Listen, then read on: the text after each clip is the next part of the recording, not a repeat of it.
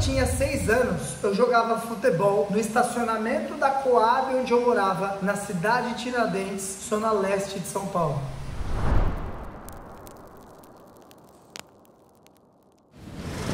Como eu jogava com crianças mais velhas e até alguns adultos, desenvolvi habilidades que logo me fizeram ir para a escolinha de futebol de São Paulo. Joguei lá por algum tempo, ganhei alguns títulos, aprimorei meu futebol e algum tempo depois fui jogar no Nacional Atlético Clube. Joguei lá por muitos anos, até que passei em uma seletiva para jogar no Cruzeiro. Joguei lá por aproximadamente 2 anos, até que tive uma lesão que me afastou do futebol por um tempo muito grande. Como eu já tinha 17 anos, minhas esperanças de me tornar jogador de futebol profissional acabaram ali. Mesmo jogando futebol, eu sempre gostei de movimento e esportes diversos. Em paralelo ao futebol, eu fiz karatê, fiz capoeira e ainda eu participava do time da escola de 3 esportes distintos: vôlei, basquete e futebol. Eu sempre gostei muito de me movimentar e de fazer esportes. Desde que me entendo por gente, sempre tive a ideia de ser jogador de futebol, me formar em educação física e depois trabalhar como preparador físico de futebol. Não sei de onde veio isso, ninguém nunca tinha me dito, eu só sei que eu sempre quis isso. Quando me lesionei, vi meu mundo cair. Fiquei muito triste e sem entender nada, porque pra mim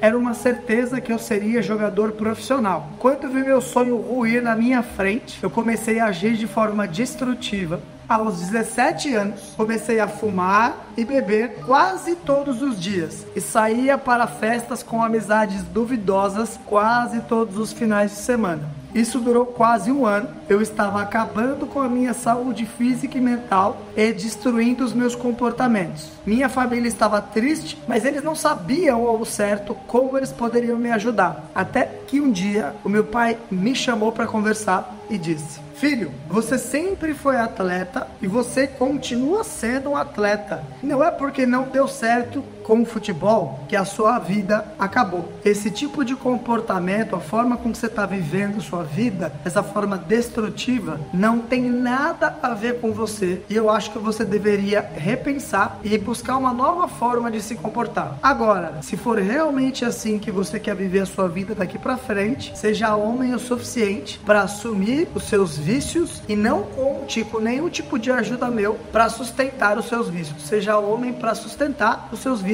daqui pra frente, se você quiser viver assim. Logo após aquela conversa, eu voltei a me conectar com o que eu realmente era e voltei a treinar e cuidar da minha saúde. Me matriculei na faculdade de educação física, ao mesmo tempo que comecei a trabalhar em uma metalúrgica, na mesma empresa que meu pai trabalhava. Inclusive, ele me arrumou um emprego, como ele trabalhava como porteiro e eu trabalhava como auxiliar almoxerifado. Eu lembro que eu ganhava R$600 por mês trabalhando na metalúrgica, pagava R$600 de faculdade por mês. Foi uma verdadeira batalha e teste de força de vontade. Entrar na metalúrgica às 7 da manhã, sair de São Paulo, a metalúrgica ficava em Osasco, eu acordava às 4 da manhã, saía do trabalho às 17, ia direto pra academia, treinava por 30 minutos e de lá eu ia direto pra faculdade. Voltava pra casa por volta das 11, 11h30 da noite pra acordar no outro dia às 4 da manhã e fazer tudo de novo. Fui assim por 2 anos. Eis que um amigo de faculdade me perguntou se eu queria fazer um estágio em uma academia de musculação. Ele iria sair de lá e precisava de alguém para substituí-lo. Eu não sabia nada sobre treinos, era magrinho e eu tenho 1,65 m de altura, parecia um ratinho. Ninguém ia me respeitar ali daquele jeito, né? Mas eu queria muito começar logo na minha área, então fui falar com meu pai, fui conversar com meu pai, que sempre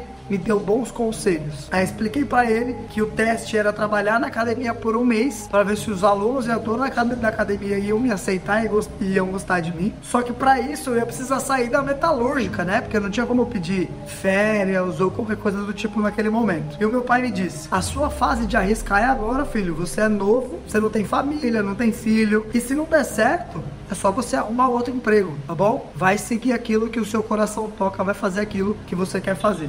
Sempre continuei estudando e me aperfeiçoando, até que um dia, em uma formação de Kettlebell Training, conversando com um dos participantes, ele me falou sobre o novo sistema de treino, que estava vindo para o Brasil, que não usava aparelhos, jogava bola na parede e levantava pesos livres. Bom, eu cheguei em casa e fui logo pesquisar e foi aí que eu conheci e já me apaixonei de cara pelo CrossFit. Eu sempre acreditei na ideia de que todo mundo precisava de um condicionamento físico amplo, geral e inclusivo. Nunca curti essa segregação que acontece em academias tradicionais. Por exemplo, quem quer flexibilidade vai fazer aula de yoga, quem quer cardio vai fazer aula de bike ou esteira, quem quer força vai para musculação, mas todo mundo precisa de tudo e o CrossFit pregava essa ideia. E aí eu comecei a estudar e treinar CrossFit, me tornei treinador em um box de CrossFit e algum tempo depois fui convidado por alguns alunos para abrir o meu próprio box de CrossFit. Ao abrir minha academia, me lembro como se fosse hoje, eu pensei, ok, o que eu faço agora? Eu era um ótimo treinador, mas eu não entendia nada de negócios nem de pessoas. E foi aí que os problemas começaram a acontecer.